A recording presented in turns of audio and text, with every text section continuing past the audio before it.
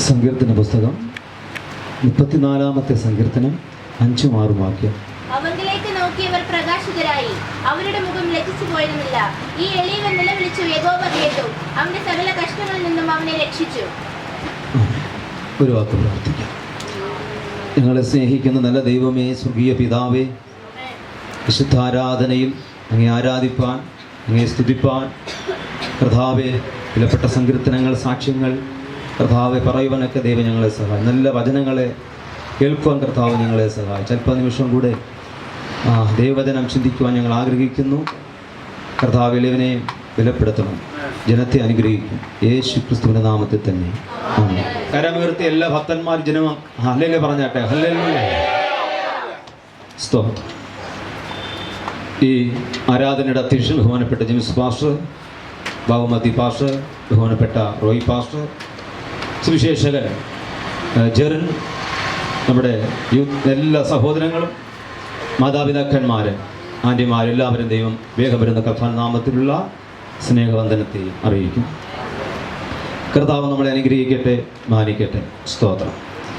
ഒരു വിശുദ്ധ ആരാധന കൂടെ കർത്താവിനെ ആരാധിപ്പാൻ സ്വർഗം നമ്മളെ സഹായിച്ചു. വളരെ സന്തോഷത്തോടും സമാധാനത്തോടും ആയിരിക്കുന്ന തൻ്റെ ജനത്തെ ദൈവം അനുഗ്രഹിക്കട്ടെ. ആരെങ്കിലും നിരാശയോടോ ഭാരത്തോടെ ആയിരിക്കുന്നുവെങ്കിൽ ഇന്ന് പകൽക്കാലം കേട്ട വചനങ്ങളും സങ്കീർത്തനങ്ങളും ആരാധനകളും നിങ്ങൾക്ക് ആശ്വാസമായി തീരട്ടെ എന്ന് കർത്താവിൽ ആഗ്രഹിക്കുകയും പ്രാർത്ഥിക്കുകയും ചെയ്യുന്നു. കർത്താവ് നമ്മളെ സഹായിക്കട്ടെ. സ്തോത്രം. ഹല്ലേലൂയ.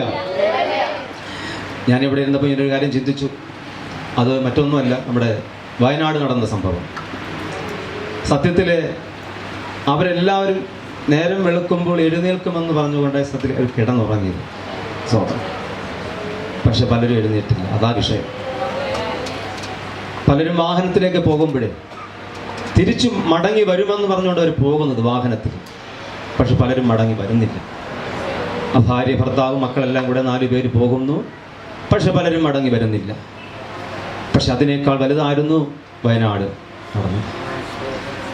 കുഞ്ഞുങ്ങൾ, ഭാര്യ, ഭർത്താവ്, മക്കൾ, മരുമക്കൾ, കൊച്ചുമക്കളൊക്കെ നേരം വെളുക്കുമ്പോൾ എഴുന്നേൽക്കും എന്ന് പ്രതീക്ഷയോടെ കിടന്നു. പക്ഷെ എന്നെ വളരെ ഭാരപ്പെടുത്തിയത്, എന്നെ കണ്ണുനീരണിച്ചത് ഒരു വിഷയം എന്ന് പറഞ്ഞാൽ ഈ 5 പേരുള്ളവരിൽ ഒരാൾ ജീവനോടുണ്ട്.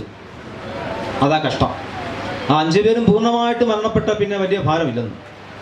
ഭാരം ഉണ്ട് മറ്റൊരു വശത്തുണ്ടെങ്കിലും, ബന്ധുക്കൾക്ക് വിഷമമുണ്ടെങ്കിലും, ഈ ഭാര്യ മാത്രം ജീവനോട് ഇരിക്കുന്നുവെങ്കിൽ അതൊരു വലിയ വിഷമമായിരിക്കും. 2-3 മക്കളും, ഭർത്താവ് മരണപ്പെട്ടാൽ ഭാര്യയ്ക്ക് വലിയ ദുഃഖമായിരിക്കും. അങ്ങനെ മരണപ്പെട്ടവർ ഇതിനകത്തുണ്ട്. സ്തോത്രം. അതുകൊണ്ട് എപ്പോഴും നമ്മുടെ ഭക്തന്മാർ പറയുന്നത് പോലെ ജീവനോടെ നമ്മളെ പരിപാലിച്ച നമ്മുടെ കുഞ്ഞുങ്ങളെ, നമ്മുടെ ഭർത്താവ്, ഭാര്യ, മക്കളെയൊക്കെ പരിപാലിച്ച്, നമ്മുടെ ഭക്തന്മാരെയൊക്കെ പരിപാലിച്ച് ഇന്ന് ഈ വിശുദ്ധ ആരാധനയിൽ നമുക്ക് ഒരു കുഞ്ഞു പോലും കുറയാതെ ആലയത്തിലേക്ക് കൊണ്ടുവന്ന നമ്മുടെ ദൈവത്തെ നന്ദിയോടെ കരമുയർത്തി സ്തോത്രം ചെയ്താട്ടെ. ഹല്ലേലൂയ. സ്തോത്രം. ദൈവം നമ്മെ അനുഗ്രഹിക്കട്ടെ. 2-3 കാര്യങ്ങൾ പറഞ്ഞ് ഞാൻ വേഗത്തിൽ ഇരിപ്പാൻ കർത്താവിൽ ശരണപ്പെടുന്നു. പരിശുദ്ധാത്മാവിൻ്റെ വലിയൊരു അഭിഷേകം നമ്മുടെ മേൽ പകർന്നുകൊണ്ടിരിക്കുന്നു. ദൈവം നമ്മളെ മാനിക്കട്ടെ. സ്തോത്രം. നമ്മൾ വായിച്ച വാക്യം ഒന്നും കൂടെ വായിച്ചാട്ടെ. അവങ്കിലേക്ക് നോക്കിയവർ പ്രകാശിതരായി, അവരുടെ മുഖം ലജ്ജിച്ചു പോയതുമില്ല. ഈ എളിയവൻ നിലവിളിച്ചു, യഹോവ കേട്ടു, അവന്റെ സകല കഷ്ടത്തിൽ നിന്നും ഹല്ലേലൂയ. അവങ്കിലേക്ക് നോക്കിയവർ പ്രകാശിതരായി. കർത്താവിന്റെ പൊന്മുഖം നോക്കി ഇറങ്ങി വന്ന മാതാവേ, പിതാവേ, സഹോദര, സഹോദരി, നിന്നെ വഴിമത്തി വെച്ച് ഇട്ടിട്ട് പോകുന്ന ദൈവമല്ല ഈ ദൈവം. എത്ര പേര് സ്തോത്രം ചെയ്യും? യേശുവിനെ നോക്കി ഇറങ്ങി വന്ന മാതാവേ, പിതാവേ, നിന്നെ ഹല്ലേലൂയ വനത്തിൽ വെച്ച് വിട്ടിട്ട് പോകത്തില്ല, മരുഭൂമിയിൽ വിട്ടിട്ട് പോകത്തൊന്നുമില്ല. ഏത് പ്രതിസന്ധി വന്നാലും നീ യേശുവിനെയാണ് നോക്കിയെങ്കിൽ നിന്നെ എത്തിക്കേണ്ട സ്ഥലത്തെത്തിക്കുവാൻ എൻ്റെ തമ്പുരാൻ നിന്നോട് കൂടെയുണ്ട്, മാതാവിനോട് കൂടെയുണ്ട്, പിതാവിനോട് കൂടെയുണ്ട്. വഴിമത്തി വെച്ച് നിന്നെ തകർത്ത് കളയത്തില്ല. ഞാൻ നിന്നെ ഒരു നാളും ഉപേക്ഷിക്കത്തില്ല, ഞാൻ നിന്നെ ഒരു നാളും കൈവിടത്തില്ല എന്ന് ഹല്ലേലൂയ പറഞ്ഞ ദൈവം പറയുന്നു, ഞാൻ നിന്നെ ഒരു നാളും കൈവിടത്തില്ല. നീ എങ്കിലേക്ക് നോക്കിയാണ് ഇറങ്ങി വന്നുവെങ്കിൽ തളർന്നു പോകേണ്ട, ക്ഷീണിച്ചു പോകേണ്ട. തളർന്നു പോകത്തക്കവണ്ണമുള്ള നിരാശകളും ഭാരങ്ങളും ബുദ്ധിമുട്ടുകളും സാമ്പത്തിക ഭാരങ്ങളും ഫലവിധമായ രോഗങ്ങളും ക്ഷീണങ്ങളും നമ്മുടെ ജീവിതത്തിൽ വരുമ്പോൾ ഞാൻ പറയാം, നാം നോക്കുന്ന ഒരു വിശ്വാസിയല്ല, ഒരു ഭക്തനെയല്ല നോക്കിയത്, സർവത്തെ നിർമ്മിച്ചവനും പടച്ചവനും ചമച്ചവനുമായ ദൈവത്തെ, ഈ അണ്ടകടാകത്തെയും ഗാലസികളെയും ആയിരം കോടി നക്ഷത്രങ്ങളെയും ഈ കാണുന്ന ഭൂലോകത്തെയും ഭൂഗോളത്തെയും നിർമ്മിച്ച പടച്ച ചമച്ച ദൈവത്തെ, നിന്നെ അക്കരെ എത്തിക്കുന്ന മഹാദൈവം ഇന്ന് പറയുന്നു, അവങ്കിലേക്ക് നോക്കിയവർ പ്രകാശിതരായി തീരും. ഏതെല്ലാം പ്രതികൂലങ്ങൾ വന്നാലും ഭാരപ്പെടേണ്ട, നിന്നെ അക്കരെ എത്തിക്കുന്ന ഒരു മഹാദൈവമുണ്ട്. അപ്പുറവും ഇപ്പുറവും നിൽക്കുന്ന കള്ളന്മാര് നിന്ദിച്ചാലും പോട്ടെ, അപ്പുറം ഇപ്പുറം നിൽക്കുന്ന വിശ്വാസികൾ അതിൽ പലതും പറഞ്ഞാലും ഞാൻ പറയുന്നു, നിന്നെ അമ്മ, മാതാവേ, പിതാവേ, സഹോദര, സഹോദരി, നിന്നെ എത്തിക്കേണ്ടിടത്തിൽ എത്തിക്കുവാൻ നീ കണ്ടിറങ്ങിയ ദൈവം നിന്നെ വഴിമത്തി വെച്ചിട്ട് പോകുന്ന ദൈവമല്ല. ആരെല്ലാം സഹോദരന്മാര് വിട്ടിട്ട് പോയാലും, ഏതെല്ലാം വിശ്വാസികൾ വിട്ടിട്ട് പോയാലും, ഏതെല്ലാം ഭക്തന്മാര് വിട്ടിട്ട് പോയാലും, നിന്നെ വിടാത്തൊരു മഹാകരം നിന്റെ കരത്തിൽ പിടിച്ചിട്ടുണ്ട്. ആ ദൈവത്തിന്റെ കരം നിന്റെ മാതാവെ നിന്നെ മേൽ പിടിച്ചത് കൊണ്ട് നിന്നെ വിട്ടിട്ട് പോകത്തില്ല. ആ യേശു നിന്നെ അനുഗ്രഹിക്കാൻ ഇടയാകും. സ്തോത്രം. എത്ര പേര് നമ്മൾ മറന്നു? സ്തോത്രം. എങ്കിലും നമ്മൾ നിൽക്കുന്നതിനായി സ്തോത്രം. എത്രയും പേര് നമ്മൾ മറന്നു.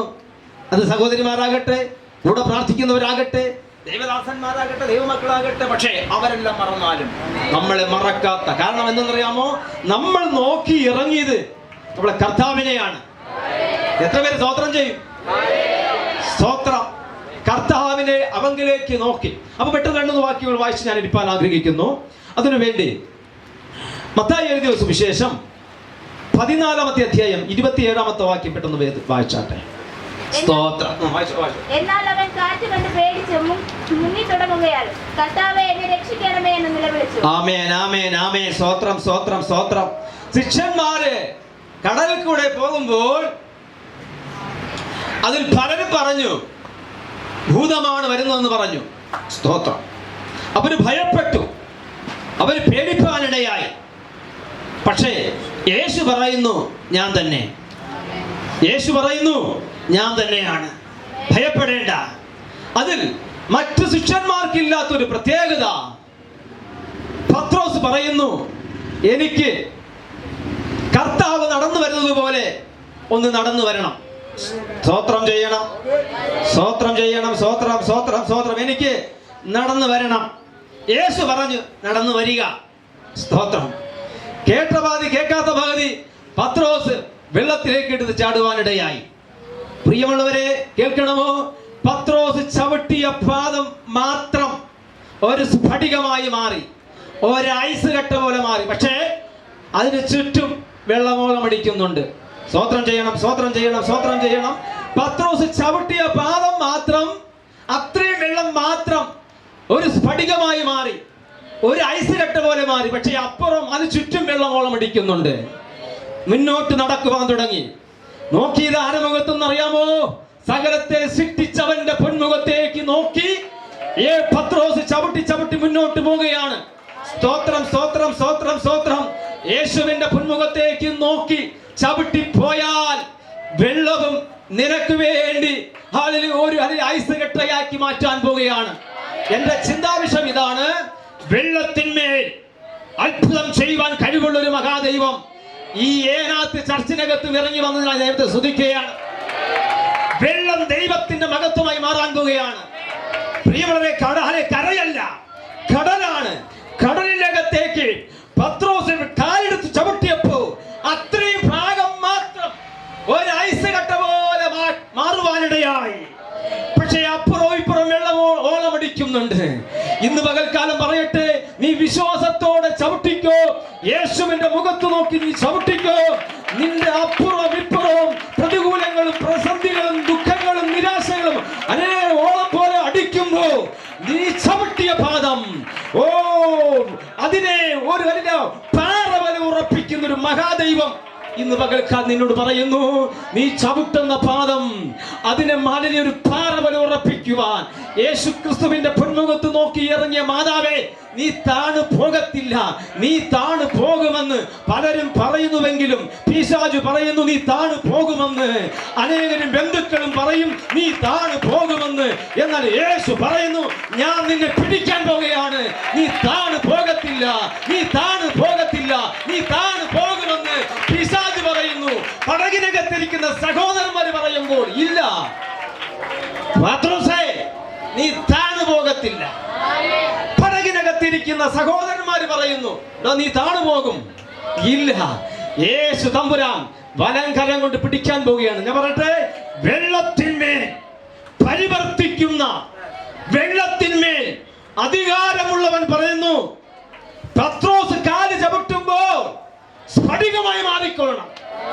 വിശ്വാസത്തോടെ ഈ 2024 ഈ 8ാമത്തെ മാസത്തിൽ ദൈവാത്മാവ് എന്നോടും നിങ്ങളോടും പറയുന്നു, വിശ്വാസത്തോടെ നമുക്ക് ചവിട്ടാം.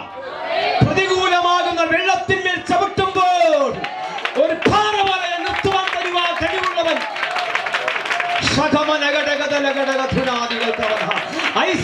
നിർത്തുവാൻ കഴിവുള്ള ഒരു മഹാദൈവം പറയുന്നു, ചവിട്ടിക്കോ. എന്നോടും നിങ്ങളോടും ദൈവാത്മാവ് പറയുന്നു, വിശ്വാസത്തോടെ ചവിട്ടിക്കോ. അപ്പോൾ വെള്ളത്തിന്മേൽ അധികാരമുള്ളവൻ നമ്മുടെ കർത്താവായ യേശുക്രിസ്തു. 2-3 വാക്യങ്ങൾ പെട്ടെന്ന് വായിക്കണം.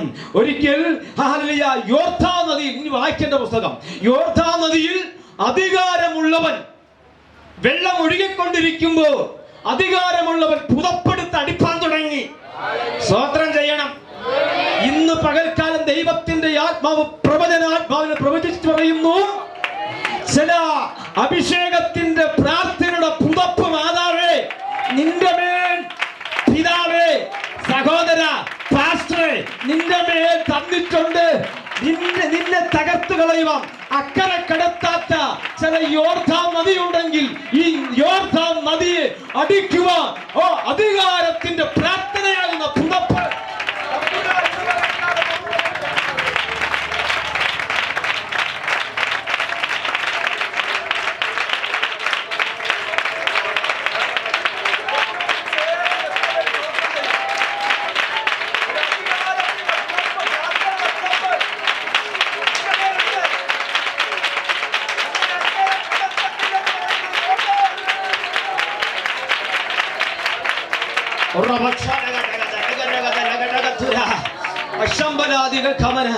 ഈ വചനങ്ങൾ നമ്മൾ ധാരാളം കേൾക്കുന്നു. പക്ഷേ ദൈവാത്മാവ് പറയുന്നു, അധികാരമുള്ള പ്രാർത്ഥനയുടെ പുതപ്പ് എത്ര കുത്തിമറിഞ്ഞു വന്നാലും യോർദാനെ, അധികാരമുള്ള അഭിഷേകമുള്ള ഭക്തൻ ഇതിനെ അടിക്കാൻ പോകുകയാണ്. അത് പിരിഞ്ഞു മാറാൻ പോകുകയാണെന്ന് എത്ര പേര് എന്നോട് സ്വന്തം ചെയ്ത് പ്രാർത്ഥിക്കുന്നു. വചനത്തിന്റെ അടിസ്ഥാനത്തിൽ നിന്നെ അക്കരെ കടത്താതെ, നിന്റെ പൈതലിനെ എന്നെ നിന്നെ അക്കരെ കടത്താതെ, ഒരു വിശാലിലേക്ക് കടത്താതെ യോർദാൻ നദി നിൽക്കുന്നുവെങ്കിൽ അടിച്ചു മാറ്റുന്ന പകൽക്കാലമായി തീരുവാൻ, അടിക്കുവാൻ ആര് തയ്യാറുണ്ട്? എനിക്കും പ്രസംഗിക്കാം, നിങ്ങൾക്ക് കേൾക്കാം. പക്ഷേ ആത്മാവിനോട് പറയുന്നു, പ്രാർത്ഥന കൊണ്ട് ആ യോർദാൻ നദിയെ അടിക്കുവാൻ ഇന്ന് മുതൽ വൈകിട്ട്, രാത്രിയില്, ഇനിയുള്ള ദിവസങ്ങൾ അതിനെ അടിച്ചു തകർക്കുവാൻ എത്ര പേര് ആഗ്രഹിക്കുന്നു? പ്രസംഗം നമ്മളൊക്കെ കേൾക്കും, നമ്മൾ മറന്നു. പക്ഷെ ആത്മാവിനോട് പറയുന്നു, ആ മുമ്പിൽ നിൽക്കുന്ന യോർദാനെ പ്രാർത്ഥന കൊണ്ട് അടിക്കുവാൻ എന്ന് പറഞ്ഞാൽ പ്രാർത്ഥനയുടെ പുതപ്പുണ്ട്. സ്തോത്രം. ഇനി മറ്റൊരു കാര്യമുണ്ട്. ഈ വചനം കൂടെ പറഞ്ഞാലേ ഇതിനകത്ത് ഉറപ്പിക്കാനും പറ്റത്തുള്ളൂ. അതുകൊണ്ട് ഞാൻ വായിപ്പിക്കത്തില്ലായിരുന്നു. 2 രാജാക്കളുടെ പുസ്തകം 2-ാമത്തെ 8-ാമത്തെ വാക്യം വേഗത്തിൽ വായിച്ചോട്ടെ, ഒന്ന് ഉറപ്പിക്കാൻ വേണ്ടി മാത്രം. 2 രാജാക്കളുടെ പുസ്തകം 2:8. അപ്പോൾ ഏലിയാവ് തന്റെ പുതപ്പ് എടുത്തു മടക്കി വെള്ളത്തെ അടിച്ചു, അത് അങ്ങോട്ടും ഇങ്ങോട്ടും പിരിഞ്ഞു. അങ്ങനെ അവർ ഇരുവരും ഉണങ്ങിയ നിലത്തുകൂടി അക്കരയ്ക്ക് കടന്നു. മതി, സ്തോത്രം. ഇനി അതേ അധ്യായം 2:14 വായിച്ചോട്ടെ. ഏലിയാവിന്മേൽ വീണ പുതപ്പ് കണ്ട് അവൻ വെള്ളത്തെ അടിച്ചു. ഏലിയാവിന്റെ ദൈവമായ യഹോവ അവിടെ എന്ന് പറഞ്ഞു. അവൻ വെള്ളത്തെ അടിച്ച അടിച്ചപ്പോൾ അത് അങ്ങോട്ടും ഇങ്ങോട്ടും പിരിഞ്ഞു. വലിയ പ്രവാചകനാകുന്ന ഏലിയാവ് യോർദാൻ നദി അടിക്കുന്നത് കണ്ടു. സ്തോത്രം. അധികാരത്തിന്റെ പുതപ്പ്, അഭിഷേകത്തിന്റെ പുതപ്പ് കൊണ്ട് അടിച്ചപ്പോൾ വെള്ളം രണ്ടായി പിരിഞ്ഞു മാറി. അവര് സന്തോഷത്തോടെ ഉണങ്ങി തക്കര കിടന്നു. സ്തോത്രം. ഞാൻ വീണ്ടും പറയുന്നു, വെള്ളമാകുന്ന പ്രതികൂലം നിന്റെ മുമ്പിൽ നിന്നാൽ നീ പ്രാർത്ഥനയുടെ പുതപ്പ് കൊണ്ട് അടിച്ചാൽ മതി സഹോദര. ഇന്ന് പകൽക്കാലം തമ്പുരാനെ മാറ്റുവാൻ പദ്ധതിയുണ്ടെന്ന് ആത്മാവിൽ ഞാൻ പ്രവചിക്കുന്നു.